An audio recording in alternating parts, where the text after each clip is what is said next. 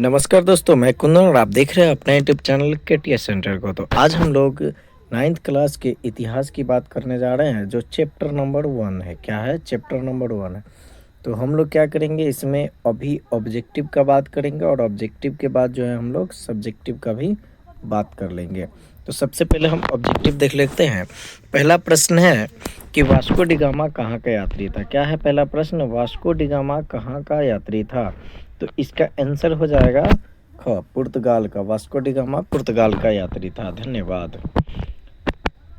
Europe वासियों ने दिशा सूचक यंत्र का प्रयोग किनसे सीखा? यूरोप वासी जो थे वो दिशा सूचक यानी कि जो समय दिशा बताने वाला जो मशीन होता है उसका प्रयोग यानी कि उसको कैसे यूज किया जाता है, किनसे सीखा?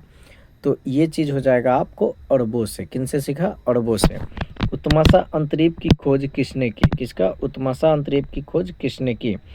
ऑप्शन है Columbus, Vasco D gamma, Magellan और डियाज बार्थोलोमियो। तो उत्तमाशा अंतरीप का खोज जो है डियाज बार्थोलोमियो ने किया। किसने की? डियाज बार्थोलोमियो ने। अमेरिका की खोज किस वर्ष की गई? अमेरिका की खोज जो है 1492 ईस्वी में किया गया। और भारत का खोज कब किया गया? 1498 ईस्वी में। भारत का खोज 1498 में और अमेरिका का खोज 1492 में। कुस्तुनतुनिया का पतन किस वर्ष हुआ? कुस्तुनतुनिया का पतन 1453 वर्ष में हुआ। किस वर्ष हुआ? 1453 वर्ष। विश्व का चक्कर किस यात्री ने सर्वप्रथम लगाया था? विश्व का चक्कर जो है मैगलेन ने सर्वप्रथम लगाया था। किसने? मैगलेन ने। ये जो आपको है ऑब्जेक्टिव क्वेश्चन, ये किताब का है। अब हम लोग अगला प्रश्न लाते हैं, यानी कि जो किताब में कहीं है लेकिन हमने बनाया है इसको।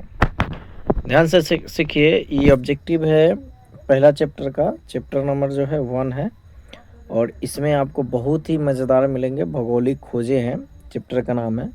तो फिर से क्वेश्चन है कि वास्को डी गामा कहाँ का यात्री था? तो आप इसका आंसर भेज दिए, मैंने ऊपर बताया है। यूरोप वासियों ने दिशा सूचक यंत्र का उपयोग किनसे सीखा? इसका भी आंसर आपको ऊपर बता दिया गया है। और धर्म युद्ध हुआ था, आखिरकार धर्म युद्ध जो हुआ था किन के बीच हुआ था? इसका आंसर देखेंगे। ईसाइयों और तुर्कों के बीच धर्म युद्ध हुआ था। किन के बीच? ईसाइयों और तुर्कों के बीच।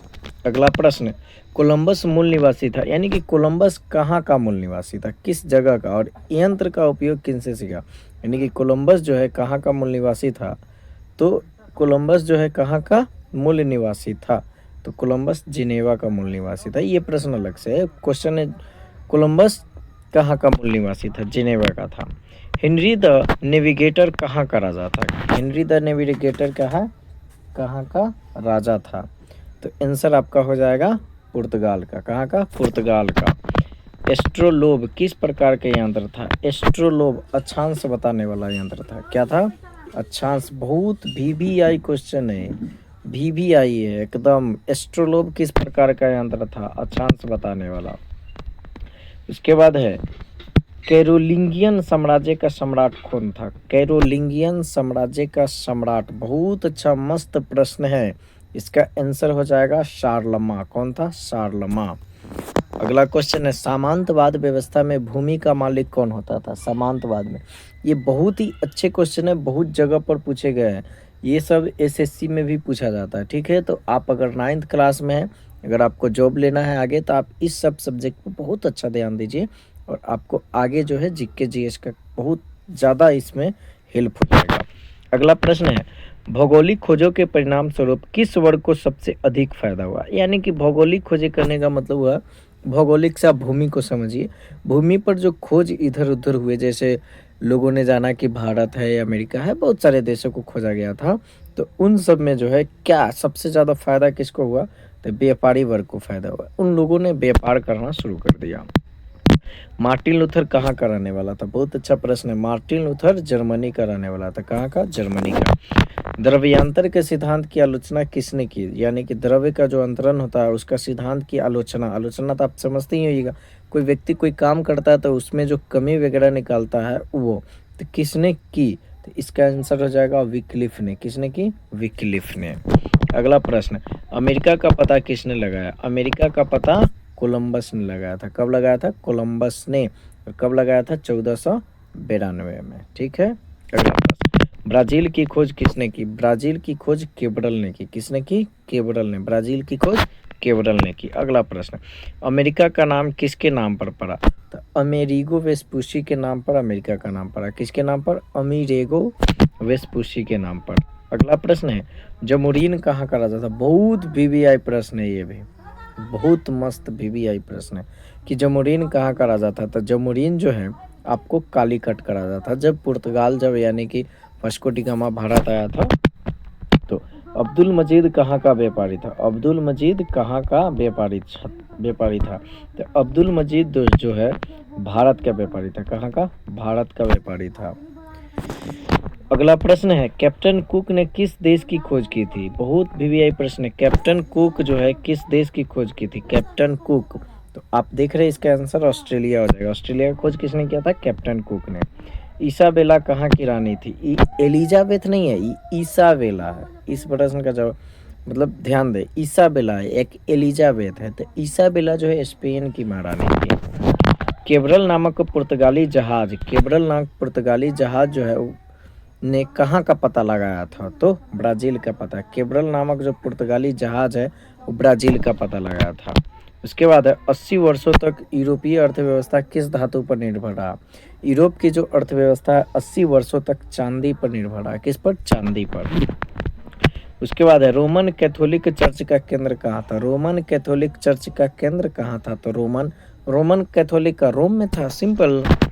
किस शताब्दी में मध्य युग का अंत तथा आधुनिक युग का आगमन हुआ? किस शताब्दी में? शताब्दी का मतलब होता है 100 वर्ष। कितना? 100 वर्ष। शताब्दी का मतलब 100 वर्ष होता है। ठीक है, तो कब हुआ था? तो 16वीं से 16वीं से 17वीं नहीं, यहाँ 15वीं से 16वीं हो जाएगा। कितना हो जाएगा? 15वीं से 16वीं। उसके बाद है पुनर्जागरण का केंद्र बना, यानी कि कौन सा देश जो है पुनर्जागरण का केंद्र बना? कौन सा देश?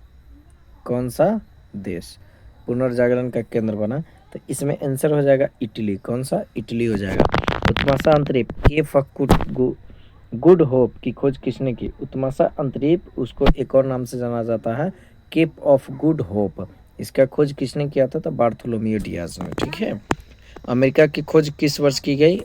इसका प्रश्न का जवाब आप दीजिएगा। ठीक है, इसके प्रश्न का जवाब आपको देना है, इसमें आंसर नहीं है। अमेरिका की खोज किस वर्ष की गई? अमेरिका की खोज किस वर्ष की गई? 1453, 1402, 1498, 1419। सॉरी 1400, इसको 92 कर लीजिए आप, 1492 कर लीजिए। कुस्तुनतुनिया का पतन किस वर्ष किया गया? कुस्तुनतुनिया का जो पतन है किस वर्ष हो गया था? तो 1453 में हो गया था। कब हो गया था? 1453 में। विश्व का चक्कर किस यात्री ने सर्वप्रथम लगाया था? विश्व का चक्कर सर्वप्रथम किस यात्री ने लगाया था? तो मैगलेन ने। ये प्रश्न हम लोग पहले भी कर चुके हैं। मैगलेन आखिरकार विश्व का चक्कर लगाया था, ये सही बात है, लेकिन कब लगाया था? तो 1519 में। कब लगाया था भाई? 1519 में लगाया था। ठीक है, वास्को डी गामा ने भारत का पता किस वर्ष लगाया था? वास्को डी गामा जो है भारत का पता 1498 में लगाया था। कब लगाया था? 1498 में। वास्को डी गामा को भारत पहुंचने का मार्ग किसने बतलाया था? बहुत अच्छा प्रश्न है, इस प्रश्न का जवाब आप देंगे। किसने बतलाया था? अब्दुल मजीद। अब्दुल मजीद व्यक्ति थे जो भारत पहुंचने के लिए वास्को डी गामा को रास्ता बतलाए थे। अगला प्रश्न है, कुबलई खान कहाँ का निवासी था? बहुत अच्छा प्रश्न है। कुबलई खान कहाँ का निवासी था? तो चीन का। कहाँ का? चीन का।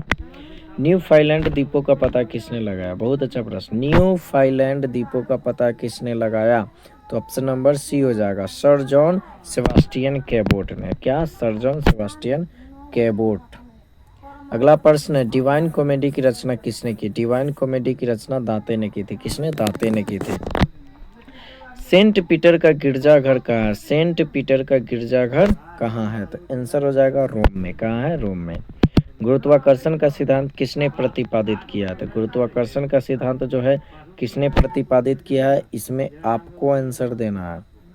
आप इस चीज को ऑलरेडी पढ़ रहे हैं तो आपको आंसर देना है इस प्रश्न का कि गुरुत्वाकर्षण के जो सिद्धांत है इसको किसने यानी कि किसने बताया। ठीक है, तो आपको इस प्रश्न का जवाब भेजना है, कमेंट करना है। अगला प्रश्न है, नई समुद्री मार्गों की खोजों से खोजों किसके बीच व्यापार संबंधी बढ़ा? तो तो भारत तथा चीन के बीच भारत तथा रोमन साम्राज्य, तो भारत तथा रोमन साम्राज्य हो जाएगा। ठीक है। हल्के तथा तेज चलने वाले जहाज कैरावल, हल्के तथा तेज चलने वाले जहाज का क्या नाम है? कैरावल। किसने बनाया था? तो पुर्तगाली ने बनाया था। किसने? पुर्तगालियों ने। गैलीलियो ने किस यंत्र का आविष्कार किया था? गैलीलियो ने जो है क्या दूरबीन का आविष्कार किया था? किसका? दूरबीन का। नई दुनिया को विस्तार से किसने ढूंढा था? नई दुनिया को विस्तार से अमेरिकी वेस्पुसी ने ढूंढा। नई दुनिया किसे कहा जाता है? नई दुनिया भाई अमेरिका को कहा जाता है, एक बार जान लो। नई दुनिया का मतलब अमेरिका होता है। ठीक है। अंधकार युग की अवधि कब थी? अंधकार युग की जो अवधि थी वो आखिरकार कब से कब तक मानी जाती है? तो 5वीं से 14वीं तक अंधकार युग की अवधि मानी जाती है। आधुनिक युग का प्रादुर्भाव कब हुआ था? आधुनिक युग जो है कब आया था? 15वीं से 16वीं शताब्दी में। ठीक है। ऐसे कभी कताल जो है आधुनिक युग आपको 1900 शताब्दी से माना जाता है हिंदी वगैरह में, लेकिन यहाँ 15वीं से 16वीं। ठीक है।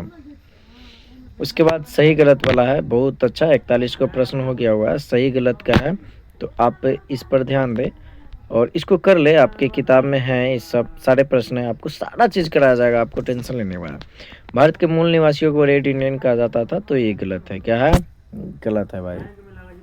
उत्तमाशांत द्वीप की खोज भारत तक पहुंचने का मार्ग प्रशस्त किया, तो हाँ ये सही है कि भारत तक पहुंचने में भारत अटलांटिक महासागर के पूर्वी तट पर नहीं, ये गलत है बिल्कुल। मार्को पोलो ने भारत की खोज की, मार्को पोलो थोड़ी किया था भाई। जेरूशलम वर्तमान इजराइल में है, जो जेरूशलम जगह वर्तमान में कहाँ है? इजराइल में, ये सही है। ठीक है।